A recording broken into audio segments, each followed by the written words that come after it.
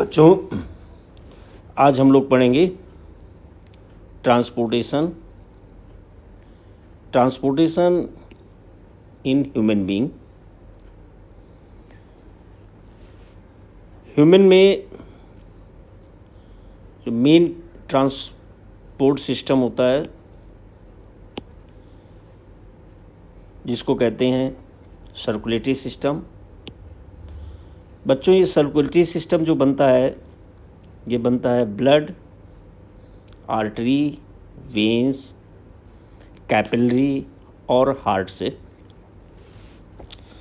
बच्चों, ब्लड ये fluid connective tissue है। इसका फंक्शन होता है फूड का ट्रांसपोर्ट करना, ऑक्सीजन ट्रांसपोर्ट करता है और वेस्ट प्रोडक्ट ट्रांसपोर्ट करता है। बच्चों, ब्लड जो बनता है ये प्लाज्मा, रेड ब्लड सेल जिनको आरबीसी कहते हैं, वाइट ब्लड सेल डब्ल्यूबीसी और प्लेटलेट से मिलकर बनता है।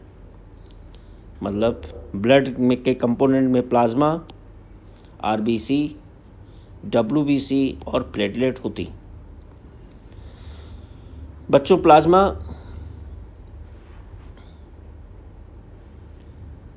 की बात करें, प्लाज्मा ये ट्रांसपोर्ट करता है फूड का, वाटर का, कार्बन डाइऑक्साइड, नाइट्रोजनस वेस्ट, ये प्लाज्मा ट्रांसपोर्ट करता है। आरबीसी की बात करें तो आरबीसी क्या ट्रांसपोर्ट करती हैं? आरबीसी ट्रांसपोर्ट करती हैं ऑक्सीजन। पूछा जाता है कि प्लाज्मा क्या ट्रांसपोर्ट करता है? प्लाज्मा ट्रांसपोर्ट करता है food, water, carbon dioxide, nitrogenous waste. RBC oxygen transport करती है। डब्ल्यूबीसी ये जो हार्मफुल माइक्रोब्स होते हैं इनको किल करती है और बॉडी को प्रोटेक्ट करती है। प्लेटलेट्स बच्चों ये हेल्प करती हैं क्लॉटिंग में, ब्लड क्लॉटिंग में, और जिससे it prevent loss of blood during the injury. बच्चों, ये ब्लड के कंपोनेंट्स हैं। अब ज़रा इनको डिटेल में देखें। बच्चों, ब्लड को आपने बोला, ये ब्लड दो कंपोनेंट इसके बोले आपने। एक बोला आपने कि मेन इसका रहता है क्या? प्लाज्मा, और दूसरा रहते हैं ब्लड सेल्स जिनको कहते हो आप फॉर्म्ड एलिमेंट्स। बच्चों, प्लाज्मा जो है टोटल ब्लड का ये 55% रहता है और बाकी जो बची ब्लड कॉर्पसेल्स वो 45% होती हैं। इस प्लाज्मा में क्या क्या होता है? मेनली वाटर होता है। वाटर ये बच्चों 92% इसका पानी इसमें होता है और इस प्लाज्मा में बहुत सारे ऑर्गेनिक और इनऑर्गेनिक कंपाउंड्स डिजॉल्व रहते हैं। ऑर्गेनिक और इनऑर्गेनिक कंपाउंड्स इसमें डिजॉल्व रहते हैं। बच्चों, अभी पीछे देखा था ये ट्रांसपोर्ट करता है बहुत सारे गैसेस का। ये देखो, अभी आपने देखा था ये transport food, water, carbon dioxide, nitrogenous waste. Okay, in the plasma many proteins are present. बहुत सारी प्रोटीन्स होती हैं इसमें। यही प्लाज्मा जो हार्मोन्स होते हैं उनको ट्रांसपोर्ट करता है। हार्मोन्स ट्रांसपोर्टेशन करता है। ये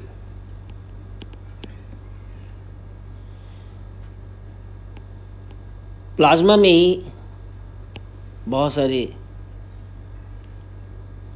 एंटीबॉडी जो WBC बनाती हैं, वो भी एंटीबॉडी इसी में डिजॉल्व रहते हैं। फॉर्म एलिमेंट की जब बात करते हैं बच्चों, तो फॉर्म एलिमेंट में 3 कंपोनेंट्स। पहला RBC। बच्चों RBC, ह्यूमन RBC का शेप जो होता है कि बाई कॉनकेव होता है, बाई कॉनकेव ये इस तरह से, और इसके अंदर नेटवर्क रहता है, और इसी नेटवर्क में एक बहुत इम्पोर्टेंट कंपाउंड रहता है जिसको कहते हैं हीमोग्लोबिन। RBC का अगर देखें, ह्यूमन RBC, तो ये बाई कॉनकेव है, बाई कॉनकेव। इसके अंदर एक कंपाउंड रहता है जिसका नाम है हीमोग्लोबिन HB। नॉर्मल ह्यूमन में जो हीमोग्लोबिन रहता है वो 12 से लेकर के 12 to 15 ग्राम पर 100 ml ब्लड में हीमोग्लोबिन रहता है। याद रखना, ये हीमोग्लोबिन ही मेनली ऑक्सीजन का ट्रांसपोर्ट करता है।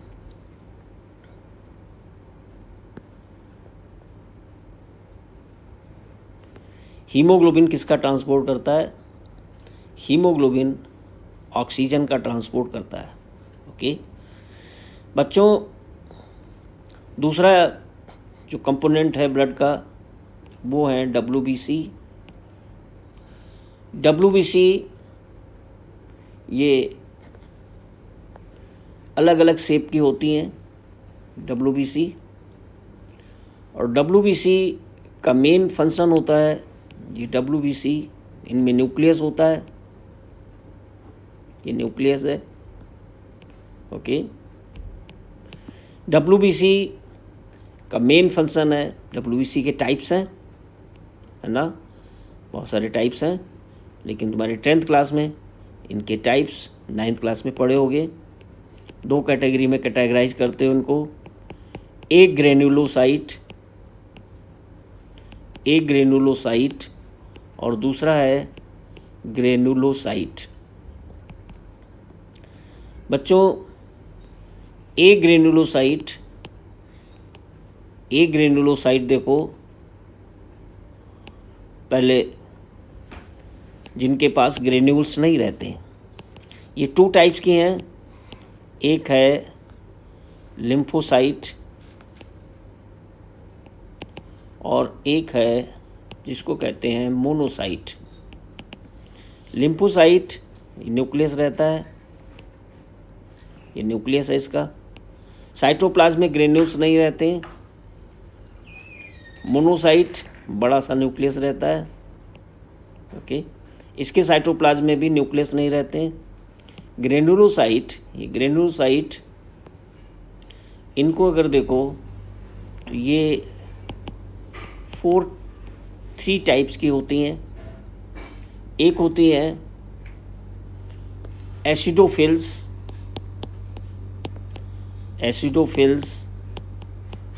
दूसरी होती हैं बेसोफिल्स और तीसरी होती हैं न्यूट्रोफिल्स। ओके बच्चों, ये सब जितनी भी WBC हैं ये सब डिफेंस में काम आती हैं। ओके, यानी फैगोसाइटोसिस का काम करती हैं। न्यूट्रोफिल्स ये फैगोसाइटोसिस का काम करती हैं। फैगोसाइटोसिस का मतलब है कि ये न्यूट्रोफिल है, अगर कोई बैक्टीरिया आ गया तो इस बैक्टीरिया को क्या करेगी, ये सेल अपने अंदर ले लेगी और इसको खा जाएगी। कोई डेड पार्टिकल है उसको भी ये फैगोसाइटोसिस से अपने अंदर खा जाती हैं। ओके, ये WBC हैं। WBC फिर से देखो, lymphocyte, monocyte, okay, acidophils, basophils, neutrophils, okay. Immune system में इन्हीं सब WBC का बहुत ही इम्पोर्टेंट रोल होता है। अगला है blood platelets. Blood platelet, blood platelets, blood platelets ये न्यूक्लियस नहीं होता है इनमें, और ये छोटे छोटे फ्रेगमेंट्स होते हैं, टुकड़े होते हैं। ओके, और इनका मेन फंक्शन है help in blood clotting. Blood clotting में ये हेल्प करती हैं। ठीक बच्चों, ये ब्लड के बारे में डिटेल में देखा। अब नेक्स्ट हम बात करते हैं आर्टरीज की। आर्टरीज और वेन्स। बच्चों, आर्टरी और वेन्स और कैपिलरी, वेन्स और कैपिलरी, ठीक। देखो, आर्टरी की वॉल और कैपिलरी की वॉल देखें तो मैं आपको एक डायग्राम दिखा रहा हूँ। ये आर्टरी है। आर्टरी, ये आर्टरी की वॉल है। ये आउटर मोस्ट एक वॉल, ठीक, ये वॉल है पहली, ठीक। अब हम ये क्या कर क्या रहे हैं, ये आर्टरी का ये TS काट रहे हैं, तो इसकी वॉल जो होंगी ये वॉल दिखाई देंगी। अंदर की ये ल्यूमेन है, अंदर की इसको कहेंगे ल्यूमेन। ओके, ये बाहर की लेयर है। उसके बाद ये इसकी दूसरी लेयर है, ये सेकेंड लेयर है, ठीक। और फिर सबसे अंदर की ये सबसे अंदर की एक लेयर, थिन लेयर रहती है। तो कुल मिलाकर के अगर देखो रहे हो उसमें तो कितनी लेयर है, 3 लेयर। नंबर 1, इसको एक्सटर्ना कहते हैं, tunica externa, outer most layer, tunica externa. ये दूसरा सेकंड लेयर जिसको कहते हो ट्यूनिका मीडिया, मिडिल लेयर है ये बच्चों। और ये अंदर की सबसे इनर मोस्ट लेयर है जिसका नाम है ट्यूनिका इंटरना, ट्यूनिका इंटरना। ये था क्या, ये था आर्टरी का TS। अब वेन को देखो, वेन का फंक्शन, वेन जो है ये हार्ट को ब्लड ले जाती है ऑर्गन से। और अगर वेन देखते हो तो ये वेन है। अब वेन का TS देखेंगे, ये वेन है, ये इसका TS यहाँ से काटा। अब इसका डायग्राम देखो, इसके डायग्राम में सबसे इनर मोस्ट लेयर ये, ठीक। उसके बाद फिर दूसरी लेयर, सेकंड लेयर, ये पतली है, सेकंड लेयर। और सबसे ये आउटर मोस्ट लेयर, ये भी पतली है, आउटर मोस्ट लेयर ये भी पतली है। तीनों लेयर हैं ये, ये नंबर 1, नंबर 2 और ये नंबर 3। तीनों लेयर पतली हैं। ये वेन है और ये इसकी ल्यूमेन है। ल्यूमेन देखो इसकी चौड़ी है, ब्रॉड है। तो ये ल्यूमेन इसकी क्या है, ब्रॉड है, और इसकी ल्यूमेन देखो तो ये सक्रिय है। ये एक बेसिक डिफरेंस है। वाल देखो तो इसकी वाल पतली है, ये वाल है, और इसकी वाल क्या है, ये मोटी है। ठीक। वेन में जब देखते हो तो आर्टरी और वेन्स में डिफरेंस करना है आपको। ये क्वेश्चन है करना, what is difference between artery and veins. Okay. अब देखो बच्चों, आर्टरी और वेन्स में देखते हो तो अगर ये हार्ट है, ठीक, तो यहाँ से और ये बॉडी पार्ट है, तो इस हार्ट से जो ब्लड जाता है, पंप किया जाता है, यहाँ से पंप करता है बॉडी को। ठीक।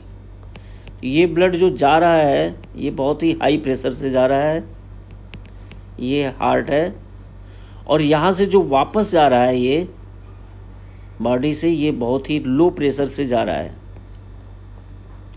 तो क्या होता है, यहाँ से ब्लड इधर जा रहा है ये, और इधर से ब्लड ये जा रहा है। ठीक। इसमें क्या होता है, वेन में, ये वेन हुई जो ब्लड हार्ट की तरफ ले जा रही है, और ये क्या हुई, ये आर्टरी हुई। ठीक। यहाँ पे ये समझना है कि वेन के अंदर वाल्व होते हैं, और वाल्व ये खुलते हैं ऊपर की तरफ, ये इस तरह से ऊपर की तरफ। तो होता ये है कि ब्लड इधर तो जाने देता है, लेकिन जैसे ही ये ब्लड नीचे की तरफ आने की कोशिश करता है तो ये वाल्व क्या हो जाते हैं, बंद हो जाते हैं, क्लोज हो जाते हैं। Okay, that is valves are present in valves are present in veins के अंदर वाल्व रहते हैं। ओके, ये डिफरेंस को अपना दिमाग में रखिएगा, आर्टरी और वेन्स में। ओके, वेन्स देखो, वेन्स क्या हैं, veins carry impure deoxygenated blood from all part of the body to heart. They are thin walled and have valve. Okay. Now capillaries कैसी होती हैं, बहुत ही पतली थिन वॉल होती हैं, और केवल 1 सेल थिक होती हैं। जैसे इसमें बहुत मोटी लेयर कैपिलरी को देखें तो कैपिलरी कैसे बनती हैं, ये आर्टरी है। ठीक, ये आर्टरी, अब ये बहुत पतली ब्रांचेस में डिवाइड होती है। ये ब्रांचेस में डिवाइड हुई, और उसके बाद फिर ये सब ब्रांचेस फिर से मिलती हैं। ये ब्रांचेस फिर से मिलती हैं सब ये, और मिलने के बाद फिर यहाँ बनती है दूसरी, इसको कहते हैं वेन, और ये जो बीच में बनी इनको कहते हैं कैपिलरी। इन्हीं कैपिलरी से जो भी मटेरियल यहाँ से आना है, ब्लड इधर से आ रहा है, इधर जाना है, ये टिश्यू है, इस टिश्यू को यहाँ से डिफ्यूज करके O2 आ जाएगी, टिश्यू से जो CO2 बनी वो डिफ्यूज करके ब्लड में चली जाएगी। CO2 यहाँ से जितनी भी न्यूट्रिएंट्स चाहिए, न्यूट्रिएंट्स वो भी आएंगे, और यहाँ से जो वेस्ट मटेरियल बन रहा है वो भी वापस जाएगा इसी के अंदर। कैपिलरी से ही सब एक्सचेंज मटेरियल होता है। 1 cell thick which connect artery and veins together. Exchange of food, water, oxygen, carbon dioxide between blood and cells takes place through the capillary. Now look the structure of heart. Dear students, heart 4 chamber. There are 4 chamber in heart. Look this diagram. Okay, 4 chamber upper two chambers, these are the auricle. Okay, ये right auricle है, ये नहीं left auricle है, ये जिधर आपका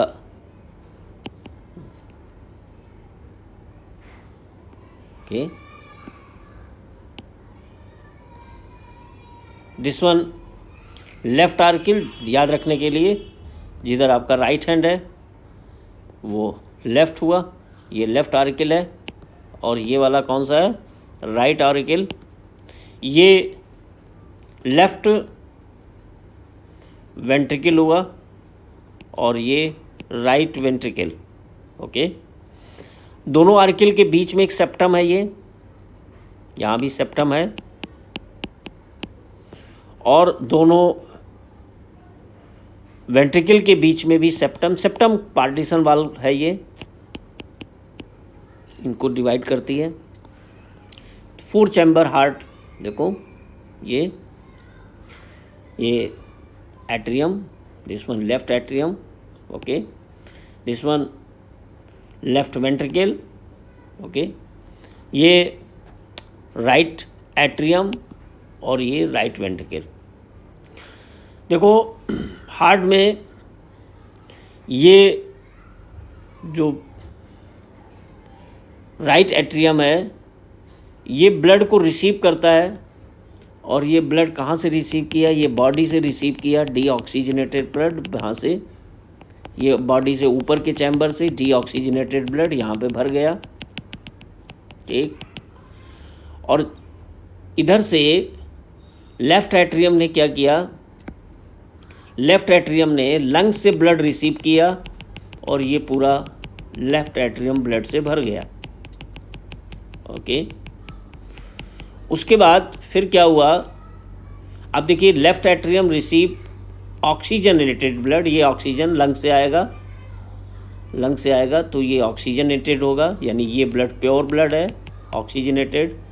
और इधर जो ब्लड भरा हुआ है ये कैसा ब्लड है, डीऑक्सीजनेटेड है, पूरी बॉडी से ब्लड आ रहा है, भर गया जब, तो जब भर जाता है तो ये दोनों ऑरिकल कॉन्ट्रैक्ट होते हैं, दोनों ऑरिकल सिकुड़े कॉन्ट्रैक्ट हुए, और इसके बाद ये ब्लड फ्लो करके, ये वाल्व है, ये वाल्व है, इस वाल्व देखिए जो ऑरिकल और वेंट्रिकल के बीच में ये वाल्व रहता है, इस वाल्व का फंक्शन ये है कि ये ब्लड को इधर आने देता है, लेकिन जैसे ही ये इधर से ये कॉन्ट्रैक्ट करता है तो ये वाल्व बंद हो जाता है, ये इस तरह से वाल्व बंद हो जाता है, ये वाल्व बंद हो गया, ब्लड वापस नहीं जाएगा, ये वाल्व देखो बंद हो गया, इधर से वाल्व जब जैसे ये प्रेशर पड़ता है तो ये वाल्व बंद हो जाता है और ये ब्लड को वापस नहीं जाने देता है, ओके। नाउ वाल्व का नाम क्या है इनका, ये वाल्व जो लेफ्ट ऑरिकल लेफ्ट वेंट्रिकल के बीच में है इनको कहते हो बाइकस्पिड वाल्व, बाइकस्पिड वाल्व। और जो राइट एट्रियम राइट वेंट्रिकल के बीच में रहते हैं इनको कहते हो ट्राइकस्पिड वाल्व, ये ट्राइकस्पिड वाल्व है, ओके। अब ध्यान से देखो तो इस वाल्व से अटैच क्या है, जैसे ये कॉन्ट्रैक्ट हुए, देखो क्या हुआ, ये ब्लड फिल हो गया, इधर ये इसमें ब्लड फिल हो गया डीऑक्सीजनेटेड, दोनों ऑरिकल कॉन्ट्रैक्ट हुए, ऑरिकल कॉन्ट्रैक्ट हुए, वाल्व खुल गए, bicuspid tricuspid valve open and blood inter into the respective ventricle. ये वेंट्रिकल रिलैक्स कंडीशन में होंगे और ब्लड इनमें भर जाएगा, और जैसे इनमें ब्लड भर गया, ये ब्लड इसमें इधर से डीऑक्सीजनेटेड बने, ये देखो ब्लड भर गया इसमें, जैसे ये पूरा चैम्बर भर जाते हैं फिर क्या होता है, फिर उसके बाद ये वेंट्रिकल कॉन्ट्रैक्ट होता है, वेंट्रिकल जैसे ही कॉन्ट्रैक्ट होता है तो ये ब्लड इधर वाला जो ब्लड होता है ये यहाँ देखो एक और वाल्व लगा हुआ है, ये है ना, जो एओर्टा के बेस पर। इस वाल्व को कहते हैं सेमी ल्यूनर वाल्व। इस वाल्व का नाम क्या है? इस वाल्व को कहेंगे semi lunar valve. Semi lunar valve आधे चांद के जैसा होता है ना, तो इसको सेमी ल्यूनर वाल्व इसलिए कहते हैं, आधे चांद जैसा दिखता है ये। अब क्या होता है कि अब देखो, जैसे ही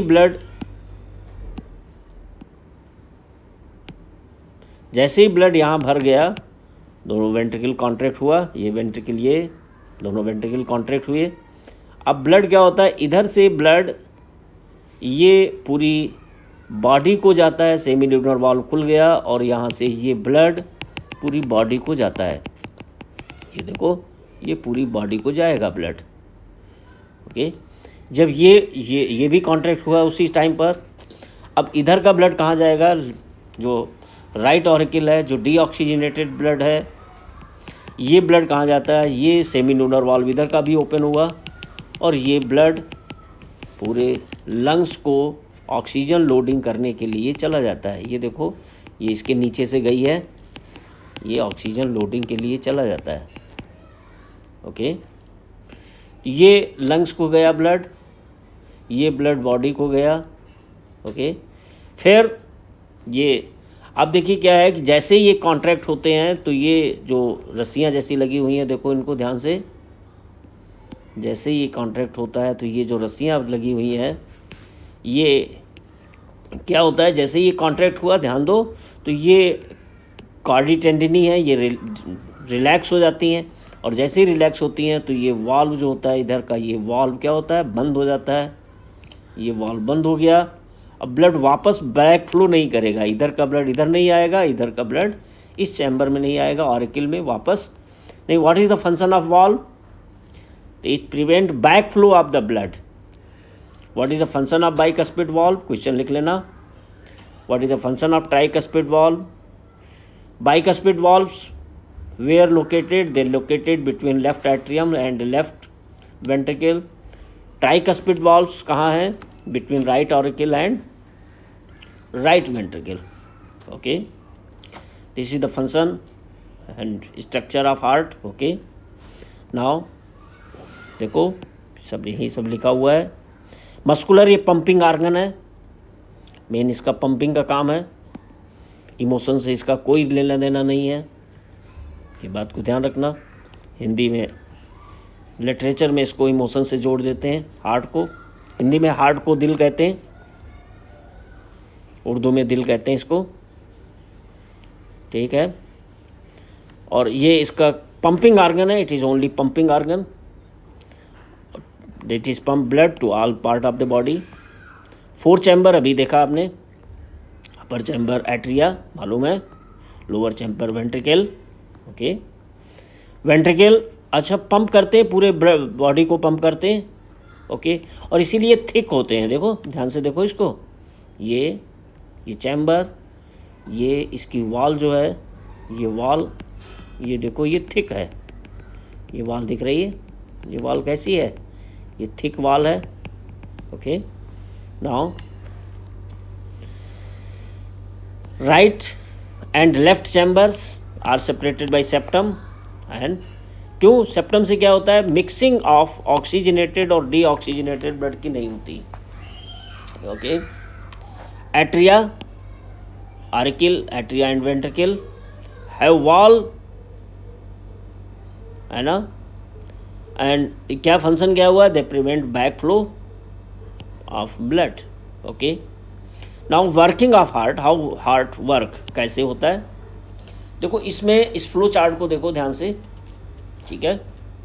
तो अभी हमने आपको क्या बताया, हमने आपको बताया कि आप स्टार्ट करिए राइट एट्रियम से, ठीक, राइट एट्रियम में पहले ब्लड भरना। ओके, अब राइट एट्रियम में ब्लड भरेगा, देखिए राइट एट्रियम, ये देखो फिगर, राइट एट्रियम ये है, ठीक। अब राइट एट्रियम में ब्लड कहाँ से भरा, जब ये इस चैम्बर में ब्लड भरेगा, राइट एट्रियम में जब ब्लड, ये ध्यान रखना, जब किसी चैम्बर में ब्लड भर रहा है तो वो रिलैक्स होगा तभी उसमें भरेगा। अगर ये रिलैक्स है तो भरेगा इसमें। अगर जब किसी चैम्बर में इसमें भर रहा है ब्लड तो ये रिलैक्स होगा। अब ये कॉन्ट्रैक्ट होगा तो यहाँ से ब्लड जाएगा। ठीक है, तो देखिए हो क्या रहा है यहाँ पे, when right atrium relax, right atrium relax, right atrium relax है। ओके,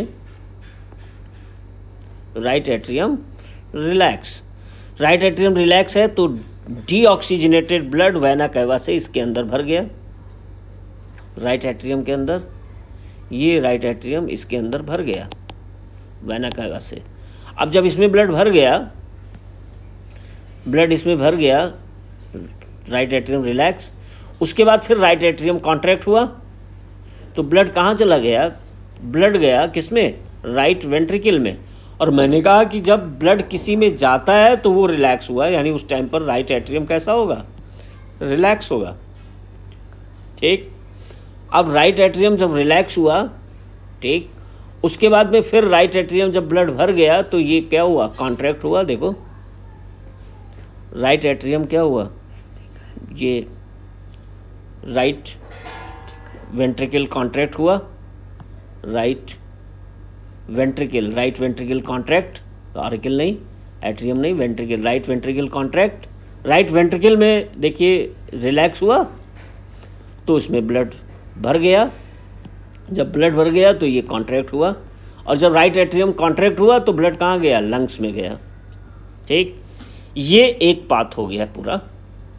ठीक, अब लंग्स से ऑक्सीजनेटेड ब्लड, देखो फिगर में, ये लंग से ऑक्सीजनेटेड ब्लड है, लंग से आ रहा है, इधर से ये आ रहा है।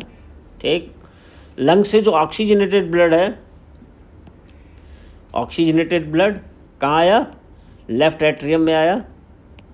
ठीक, लेफ्ट एट्रियम में आया, लेफ्ट एट्रियम, देखो मैं यही फिगर बना लेता हूँ आपको आसानी से। ठीक, ये कौन सा है, लेफ्ट एट्रियम, ये कौन है, right atrium, left ventricle, left auricle. Okay,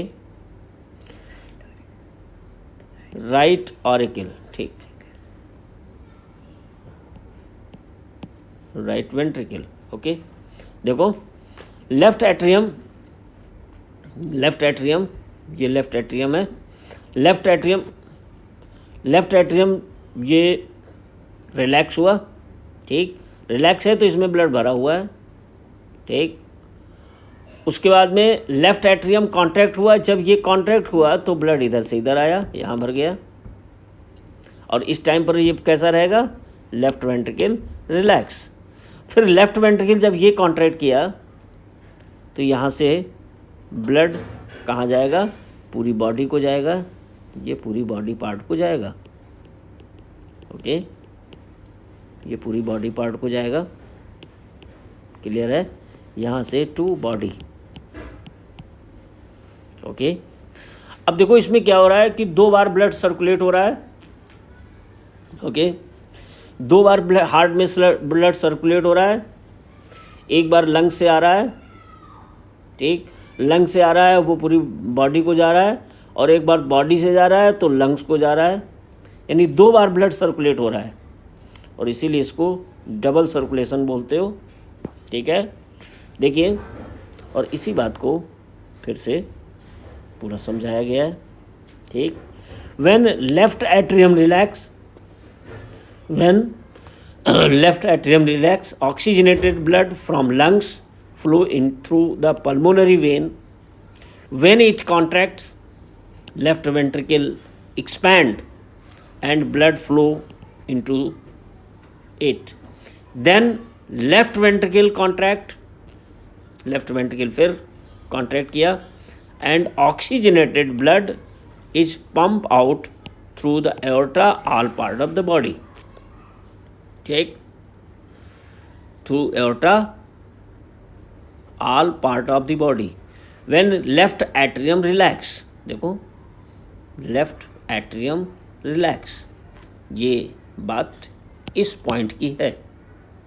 एक यानी ये जो आपका ये कंटेंट लिखा हुआ है, ये इस फ्लो चार्ट को पूरा यहाँ से लेकर के यहाँ तक एक्सप्लेन किया हुआ है। ओके, सेकेंड देखिए, after circulating to all part of the body, ठीक, deoxygenated blood enter in right atrium through vena cava.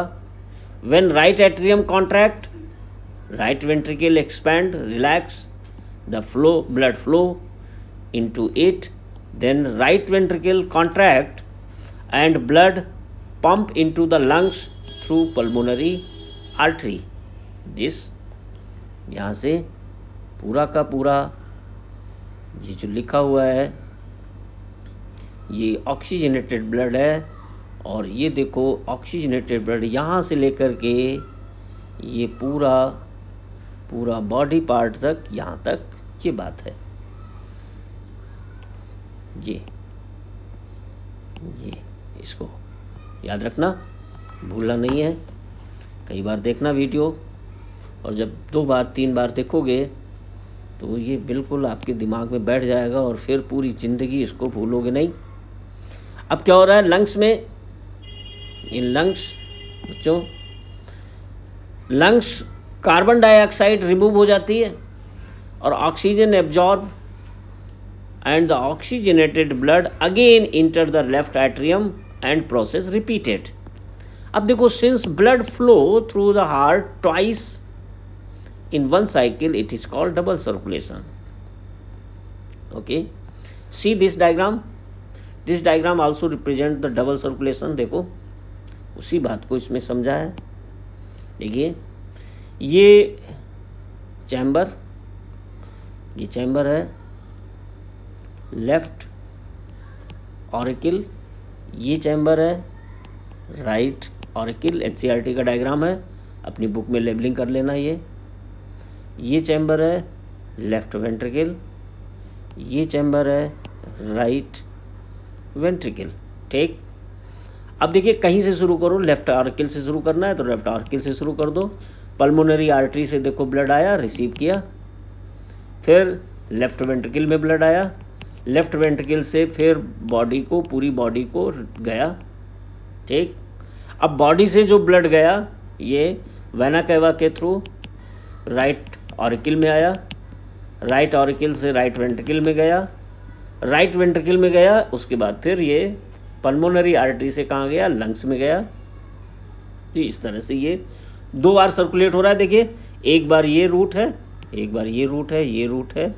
ठीक, लंग्स से इधर का ये रूट, एक रूट ये है और दूसरा रूट ये है। ठीक, 2 बार सर्कुलेट हो रहा है, ट्वाइस सर्कुलेट हो रहा है, इसलिए इसको डबल सर्कुलेशन बोलेंगे।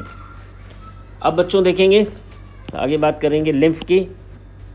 लिम्फ क्या होता है? ये colourless fluid present in intracellular space, जो सेल्स के ये आर्टरी ब्लड लाई, ये कैपिलरी में डिवाइड हुई। ठीक, अब कैपिलरी के बाद में फिर ये वेन बन गई, ये वेन, ये आर्टरी, ये कैपिलरी। यहाँ से ऑक्सीजन आ गई टिश्यू को, टिश्यू से CO2 यहाँ गई। ठीक, लेकिन बहुत सारा पार्ट यहाँ पे बच गया जो जा नहीं पाया, ये पार्ट बच गया। अब ये जो बच गया है ये जाता है, दूसरी और कैपिलरी होती हैं यहाँ पे, इससे ये अल्टीमेटली इसी वेंस का ही हिस्सा है जो जहाँ पे वापस नहीं जा पाया, इन्हीं वेंस के से ही कनेक्ट रहती हैं। ये वेन से ही कनेक्ट होंगी कहीं आगे चल कर के। दीज वेसल्स आर कॉल्ड, इनको कहते हैं लिम्फ वेसल, लिम्फ वेसल्स। और ये जो फ्लूइड है इसको कहते हैं क्या? लिम्फ। ठीक, यानी प्लाज्मा है ये, इसमें WBC रहेंगे। ठीक है, और RBC इसके अंदर नहीं हो पाती हैं बच्चों। It is form from the plasma which is came from the capillary, यही बात देखो. Okay. lymph drain into the lymphatic capillaries which form lymphatic vessels and join into large veins. What is the function of lymph? Transport digested fat. Okay. Drain excess fluid from the intercellular space back into the blood. Okay. It contain lymphocytes होती है इसमें which kill the germs and protect the body. 3 points हैं, important है ये question, बहुत पूछा जाएगा. ठीक. What is double circulation? एक क्वेश्चन ये, एक क्वेश्चन यहाँ से. What is double circulation? DC क्या होता है? ये क्वेश्चन पूछा जाता है, इसको करना. ओके. अब बच्चों देखिए, कुछ मैमल्स के हार्ट, बर्ड्स के और एम्फीबियंस, रेप्टाइल्स और फिशेस के हार्ट में क्या डिफरेंस रहता है. मैमल्स, बर्ड्स और बर्ड्स में 4 चैम्बर होते हैं. राइट और लेफ्ट ये सेपरेट होते हैं, अभी देखे आपने. तो इससे क्या होता है कि प्रिवेंट मिक्सिंग ऑफ ऑक्सीजनेटेड और डीऑक्सीजनेटेड ब्लड की. इससे क्या फ़ायदा है? इससे ये फ़ायदा होता है कि जब मिक्सिंग नहीं होती है तो ऑक्सीजनेटेड ब्लड तो वो बॉडी, पूरी बॉडी को मिला रहता है. That is provide efficient supply of oxygen. और ये नेसेसरी है, क्यों? Because need more energy to maintain their body temperature. Body temperature को मेंटेन करने के लिए ज़्यादा एनर्जी चाहिए, इसलिए ज़्यादा ऑक्सीजन चाहिए. Heart of amphibians and reptiles क्या होता है इनमें? इनमें 3 चैम्बर होता है heart. Okay. And allow some mixing, इसमें अलाउ है ऑक्सीजनेटेड और डीऑक्सीजनेटेड ब्लड की. ओके. और 3 चैम्बर में बच्चों इनमें ये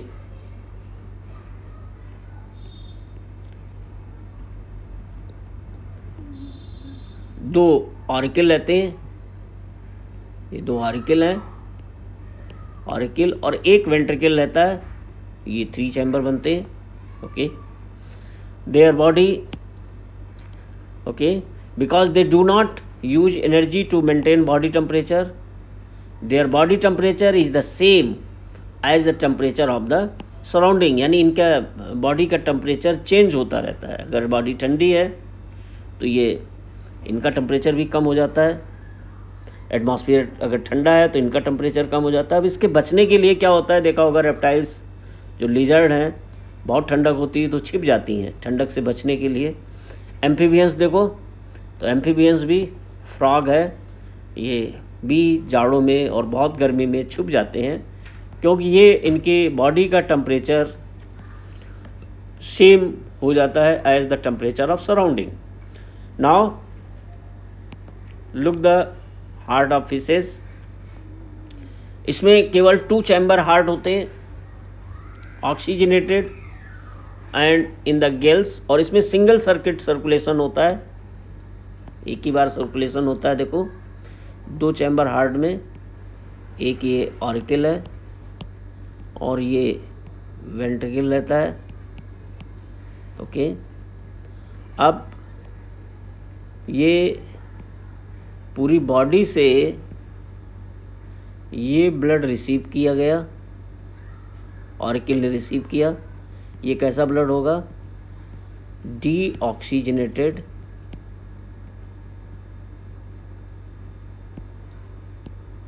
ओके. उसके बाद ये ब्लड गया, कहाँ गया? ये ब्लड यहाँ से सप्लाई किया गया, ये वेंट्रिकल से पंप किया इसने. कहाँ पंप किया? गिल्स को. ये गिल्स हैं. अब गिल से फिर ब्लड जो गया वो बॉडी को गया. तो एक ही रूट देखो यहाँ बन रहा है, इसको कहते हैं single circuit circulation. Okay. Now in the last we will discuss about the blood pressure. देखो ब्लड प्रेशर क्या होता है? ये force, okay, that blood exert against the wall of the vessels is called blood pressure. Blood pressure artery में ज़्यादा होता है क्योंकि हार्ट पंप करती है जो ब्लड, वो वहाँ पे आर्टरी के अंदर रहता है. Then the veins. Okay. Pressure of the blood inside the artery during ventricular systole. Systole का मतलब कॉन्ट्रैक्शन है, ओके। वेंट्रिकुलर, जब वेंट्रिकल सिस्टोल हुआ, कॉन्ट्रैक्ट हुआ हार्ट, तो उसको सिस्टोलिक प्रेशर कहेंगे। जब कॉन्ट्रैक्ट कर रहा है हार्ट तो पूरी बॉडी को जब पंप कर रहा है, ओके, तो उसे सिस्टोलिक प्रेशर कहेंगे, वो ज़्यादा प्रेशर रहेगा। Pressure in artery during ventricle diastole, relaxation के टाइम पर, उसको डायस्टोलिक प्रेशर कहेंगे, ओके। इन नॉर्मल टाइम पे normal systolic pressure about 120 mmHg और डायस्टोलिक प्रेशर कितना होता है 80 mmHg।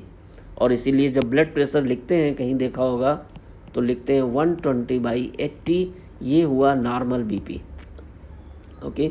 इसका मतलब ये वाला हुआ कौन सा प्रेशर, ये हुआ सिस्टोलिक प्रेशर, ओके। और ये प्रेशर कौन सा हुआ, ये हुआ डायस्टोलिक प्रेशर, ओके। ये इससे जो इंस्ट्रूमेंट है जिससे मेजर करते हैं, ओके, स्पेलिंग ध्यान रखना, स्फेग्मो मैनोमीटर, स्पेलिंग ध्यान रखना, ओके।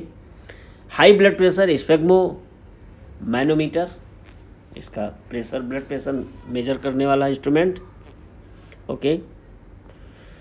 हाई ब्लड प्रेशर को ही हाइपरटेंशन भी कहते हैं। और ये क्यों होता है, it is caused by the construction of the artery. Artery की वॉल नैरो हो गई तो प्रेशर बढ़ जाएगा, ओके, रेजिस्टेंस बढ़ जाएगी, ओके। इससे क्या होता है, इससे it can lead to the rupture of artery and internal bleeding हो सकती, okay, okay. Now next, how transportation takes place in plant, we will be discuss in next video, transportation in plants, okay। बहुत अच्छे से video को कई बार, इसको 1-2 बार देखिएगा और पूरा जितने भी क्वेश्चन हैं आपके NCERT के, उन सब क्वेश्चन को, एग्जाम्पलर के जितने भी क्वेश्चन हैं इससे रिलेटेड, उन सब को सॉल्व कर लीजिएगा।